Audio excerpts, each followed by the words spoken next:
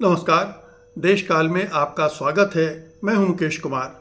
दोस्तों, भारत के विदेश मंत्री जयशंकर भले ही पाकिस्तान को दलाल कह के अपनी कुंठा का इजहार करते रहें, अपनी हताशा जताते रहें, अंगूर खट्टे वाले अंदाज में अपनी खामियां उजागर करते रहें, लेकिन सच्चाई तो ये है कि पाकिस्तान ने एक कूटनीतिक उपलब्धि हासिल की है, बड़ी कूटनीतिक विजय हासिल की है। अंतर्राष्ट्रीय पैमाने पर उसकी एक दूसरे तरह की पहचान, छवि और शनाख्त हो रही है और इसे सब पूरी दुनिया में कबूला जा रहा है कि उसने बहुत चतुराई से, बहुत समझदारी से ईरान और अमेरिका के बीच में मध्यस्थता की भूमिका पकड़कर अपने आप को दोबारा से एक बेहतर छवि के साथ इस्टेब्लिश करने की अंतर्राष्ट्रीय बिरादरी में कामयाब कोशिश कर ली है। और अब ये देखिए, ये जो मध्यस्थता का मामला है वो कहाँ तक पहुँच रहा है, कहाँ तक पाकिस्तान इससे लगातार गेन करता जा रहा है।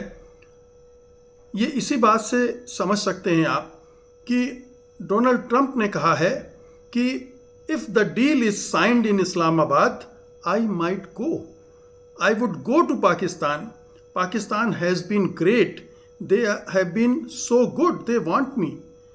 यानी अगर इस्लामाबाद में ये समझौता होता है, इस पर दस्तखत होते हैं, तो मैं इस्लामाबाद जा सकता हूँ, मैं इस्लामाबाद जाऊँगा। और पाकिस्तान बहुत अच्छा काम कर रहा है। अमेरिकी राष्ट्रपति डोनाल्ड ट्रंप लगातार असीम मुनीर, फील्ड मार्शल और शहबाज शरीफ की तारीफ करते रहे हैं।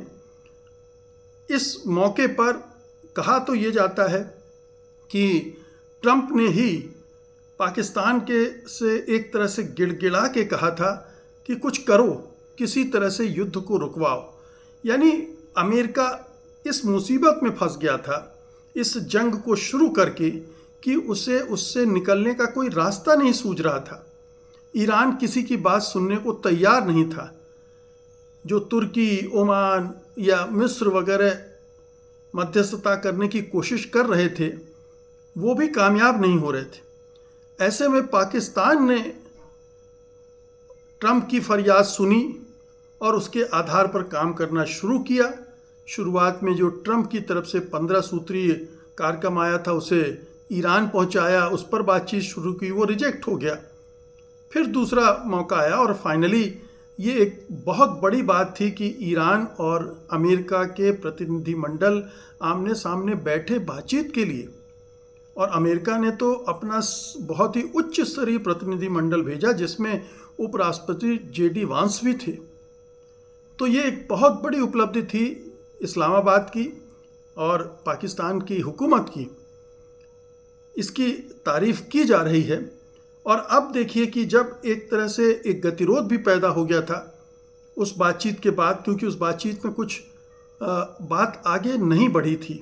ये ज़रूर हुआ था कि बातचीत टूटी नहीं थी। और ये बार बार खबरें आ रही थी कि बैक चैनल लगातार बातचीत हो रही है, प्रस्ताव दिए जा रहे हैं, लिए जा रहे हैं, विचार विनिमय चल रहा है।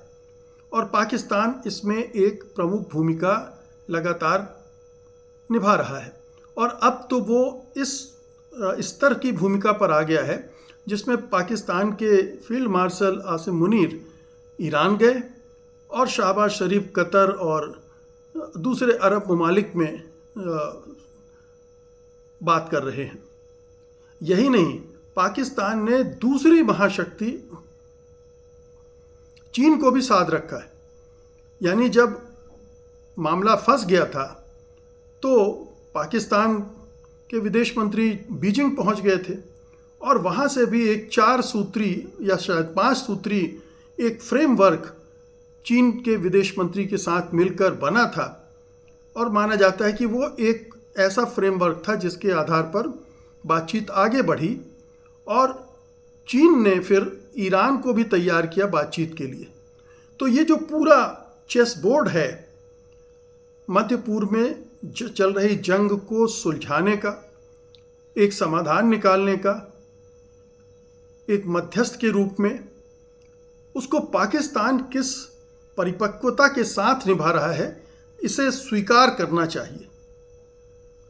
हम हिंदुस्तानियों को ये पचना मुश्किल है, क्योंकि हमने पाकिस्तान की एक निश्चित छवि अपने दिमाग में बना रखी है और उसी के आधार पर हम सारे निष्कर्ष निकालना चाहते हैं।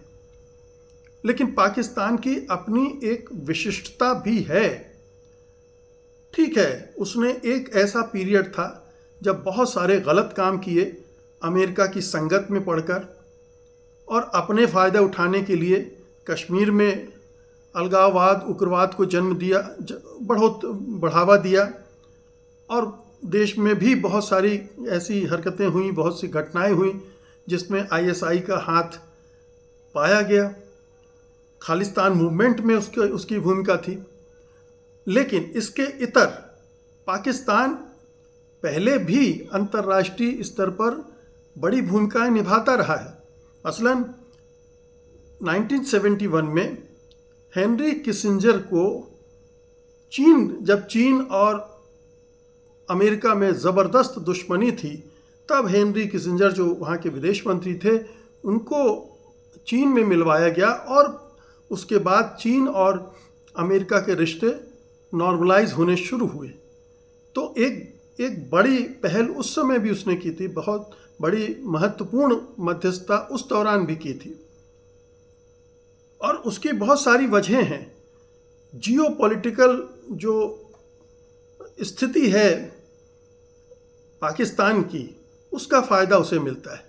वो ईरान से लगा हुआ है, वो सऊदी अरब और तमाम अरब मुल्कों से मिला हुआ है, वो इस्लामी देश है, उसके पास न्यूक्लियर बम है, दोनों महाशक्तियों का उसे समर्थन, सहयोग मिला हुआ है। इस वजह से उसकी जो स्थिति हो जाती है वो बहुत विशिष्ट हो जाती है। और एक बड़ा देश है और वहाँ पर एक बड़ी शिया आबादी भी है। जो ईरान शिया मुल्क है, उसकी एक बड़ी आबादी, दूसरा बल्कि कहना चाहिए कि सबसे बड़ी शिया आबादी पाकिस्तान में। तो पाकिस्तान कई वजहों से इसमें मध्यस्थता करने में सक्षम हो पा रहा है। उसकी वजहें भी हैं। कई लोग इसे कहते हैं कि एबव द वेट पंच कर रहा है पाकिस्तान।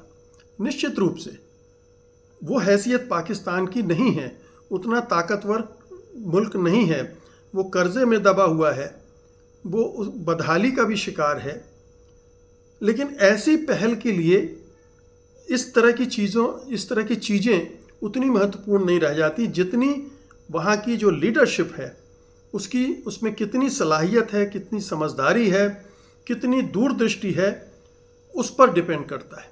और इस मामले में हमें स्वीकार करना पड़ेगा कि भारत की लीडरशिप के मुकाबले पाकिस्तान की लीडरशिप ने ज़्यादा समझदारी और दूरदृष्टि से काम लिया है और उसका असर भी दिख रहा है। हालांकि पाकिस्तान ने ये जो हैसियत हासिल की है या ट्रंप की जो निकटता जिस तरह से पाई है वो बहुत विवादास्पद है कि किस तरह से उसने ट्रंप के दामाद, उनके बेटों और उनके एक सलाहकार विटकोफ हैं, उनको बहुत सारी रियायतें पाकिस्तान में दी हैं। और एक बड़ी प्रॉपर्टी जो अमेरिका में है उसमें उसको सजाने संवारने के एक बड़े ठेके में उनको शामिल किया है। तो लालच बहुत सारे दिए गए, इनके ज़रिए ट्रंप को पकड़ा गया और वहाँ ट्रंप को आसिम मुनीर ने आईने में उतार लिया। इसीलिए वो आसिम मुनीर पर फिदा है, मतलब हर लाइन में वो आसिम मुनीर की तारीफ़ कर देते हैं। शहबाज शरीफ की भी तारीफ़ उन्हें करनी पड़ती है क्योंकि वो तो प्रधानमंत्री हैं, लेकिन स्पष्ट लग जाता है कि उनकी प्रायोरिटी आसिम मुनीर है। और आसिम मुनीर और शहबाज शरीफ ने उन्हें खुश करने की कोई कसर बाकी नहीं रखी। ऑपरेशन सिंदूर के बाद लगातार वो उनके लिए कि उन्हें नोबेल पुरस्कार मिलना चाहिए वगैरह वगैरह तमाम तारीफ़ें की और चाटुकारिता की हद तक तारीफ़ें की। और पाकिस्तान में भी इसका मजाक बनाया गया कि आखिरकार ये उनके रहनुमा कर क्या रहे हैं, क्या ये पाकिस्तान की प्रतिष्ठा के अनुरूप है। तो वो विवादास्पद चीज़ें अपनी जगह पर हैं, लेकिन आज जिस तरह से पाकिस्तान बढ़ चढ़कर ईरान और अमेरिका के बीच सुलह कराने की कोशिश कर रहा है, बातचीत आगे बढ़ रही है, युद्ध विराम है, युद्ध विराम का अभी तक एक भी उल्लंघन नहीं हुआ है। होर्मुज में दोनों तरफ से ब्लॉकेट चल रहा है और उसका असर भी पड़ रहा है, लेकिन बात बिगड़ नहीं रही और इसे बहुत सलीके से पाकिस्तान संभाल रहा है, हैंडल कर रहा है, बात को आगे बढ़ा रहा है। और ईरान भी इसके लिए पाकिस्तान की तारीफ कर रहा है। ईरान के रहनुमाओं ने, लीडरशिप ने, प्रमुख नेताओं ने बार बार पाकिस्तान की तारीफ की है। तो उसकी तारीफ ईरान भी कर रहा है और अमेरिका भी कर रहा है और चीन को भी उसने इसमें रखा हुआ है। तो आप देखिए कि इतनी सारी चीज़ों को वो किस तरह से मैनेज कर रहा है। इतनी तमाम शक्तियाँ, चाहे वो क्षेत्रीय शक्तियाँ हों, चाहे वैश्विक शक्तियाँ हों, उन सब के बीच में पाकिस्तान एक केंद्रीय भूमिका में है। सबको मेल जोल करवाने का एक बड़ा रोल अदा कर रहा है। इसे स्वीकार करना चाहिए। ये देश के छोटे और बड़े होने से नहीं जुड़ा है, देश के ताकतवर होने से भी नहीं जुड़ा है। ये उस परिस्थिति में आप किस तरह से अपने पत्ते खेलते हैं, ये इस समझदारी पे जुड़ा हुआ है और ये समझदारी पाकिस्तान की लीडरशिप दिखा रही है। आने वाले समय में बहुत सारे लोग मानते हैं कि हो सकता है कि पाकिस्तान ने अमेरिका को ओवर प्रॉमिस कर दिया हो, यानी उनको खुश करने के लिए बड़े बड़े वादे न कर दिए हों, और अगर बड़े वादे किए होंगे तो ये उसके लिए उल्टा भी पड़ सकता है, नुकसानदेह भी साबित हो सकता है। हो सकता है, ये मुमकिन है कि जिस तरह से बड़बोलापन कई बार हम देखते हैं आसिम मुनीर और शहबाज शरीफ और पाकिस्तान के बहुत सारे हुक्मरानों में, वो कई बार उल्टा भी पड़ जाता है। लेकिन अभी तक की जो स्थिति है उसमें पाकिस्तान ने बहुत सही खेल खेला है और इसलिए उसकी हैसियत अब अंतर्राष्ट्रीय स्तर पर बढ़ गई है। और वो जो छवि बनी हुई थी कि वो क्रॉस बॉर्डर टेररिज्म से जुड़ा हुआ है, कट्टरपंथ से जुड़ा हुआ है, लॉलेसनेस से जुड़ा हुआ है, अराजकता है, वो सब अब दरकिनार हो गए। इसके बावजूद कि पाकिस्तान में बलूचिस्तान की प्रॉब्लम अपनी जगह पर है, इसके बावजूद कि इसी बीच में पाकिस्तान और अफगानिस्तान के बीच जंग भी छिड़ गई थी, इन सब के बीच में भी पाकिस्तान है, सक्रिय है और अपना काम कर रहा है। तो ये वहाँ की लीडरशिप की समझदारी मानी जानी चाहिए। पाकिस्तान में की अपनी बहुत सारी कमज़ोरियाँ हैं, वो एक धार्मिक राज्य है, हम सब जानते हैं। जिस तरह से मिलिट्री हावी है वहाँ की सिविलियन लीडरशिप पर, वो भी हम सब जानते हैं।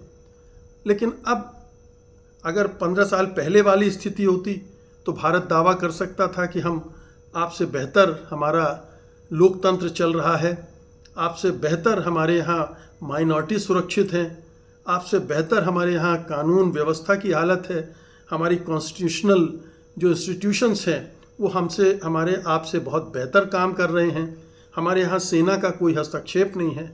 लेकिन इन 12 सालों में इन तमाम मानदंडों पर भारत नीचे आ गया है और इसलिए आज हम ये कहने की भी स्थिति में नहीं। और यही सब कारण है कि आज हमारे भारत की लीडरशिप डिफेंसिव है, वो अंतर्राष्ट्रीय स्तर पर कोई सक्रियता दिखा नहीं पा रही। उसे अमेरिका की तरफ से डांट फटकार जब तक मिलती रहती है, मजाक उड़ता रहता है और चीन धमकाता भी रहता है, गलवान में भी घुस जाता है और ये भी कहता है कि अरुणाचल तो हमारा है। ये दोनों तरफ से हमें डराया धमकाया जा रहा है और दोनों तरफ से हम पिट रहे हैं एक तरह से, और हमारी सरकार कुछ कर नहीं पा रही। बहुत ही कंप्रोमाइज्ड और मजबूर सरकार नज़र आ रही और उसकी कमज़ोरी और उसकी मजबूरियों ने पूरे देश की छवि को यही बना दिया कि कमज़ोर देश है, बिना रीढ़ का है, वो गजा में हुए नरसंहार का विरोध नहीं कर सकता है, वो इजराइल द्वारा की जा रही ज़्यादतियों का विरोध नहीं कर सकता है, वो अमेरिका द्वारा इल्लीगल वार छेड़ने का विरोध नहीं कर सकता है, वो किसी भी अंतर्राष्ट्रीय मुद्दे पर एक ठोस स्थिति स्टैंड लेने का दम नहीं रखता है, साहस नहीं रखता है, और ये बार बार दिख रहा है। और इसीलिए आज भारत और पाकिस्तान की जब तुलना की जाती है तो पाकिस्तान का पलड़ा थोड़ा भारी नज़र आता है और हिंदुस्तान का पलड़ा हल्का नज़र आता है। तो हमने जो विदेश नीति और कूटनीति में कबाड़ा किया है उसका फ़ायदा पाकिस्तान को मिल रहा है, ये समझने की बात है। इसमें राष्ट्रवादी होने की ज़रूरत नहीं है, ये एक बहुत व्यवहारिक समीकरण है कि अगर आप अपने देश को ढंग से चला रहे हैं और विदेश नीति को ठीक से काम करने दे रहे हैं तो आपकी छवि, आपकी पहचान दूसरी बनेगी। और अगर आप सब घालमेल कर रहे हैं तो वही होगा जो हिंदुस्तान का हो रहा है। और अगर इससे निकल कर एक अलग राह लेता है तो वो होता है जो पाकिस्तान का हो रहा है। उसने अतीत को पीछे छोड़ा है और अब आगे देख रहा है और आगे उसे कामयाबी मिल रही। अगर ये डील हो गई तो हो सकता है उसे बहुत सारी और सहूलियतें दोनों महाशक्तियों की तरफ से मिले, कुछ अनुदान अमेरिका से बढ़ जाए, कुछ समस्याओं का समाधान मिलने लगे, अरब के मुल्क उसको मदद करने लगे, तो बहुत सारे गेंस और हो सकते हैं इसके साथ साथ। लेकिन आज ये तो उपलब्धि है पाकिस्तान की कि ट्रंप कह रहे हैं कि अगर समझौता होता है तो मैं इस्लामाबाद आऊँगा। अमेरिका का राष्ट्रपति ये कह रहा है। बहुत बहुत शुक्रिया आपका, धन्यवाद, नमस्कार।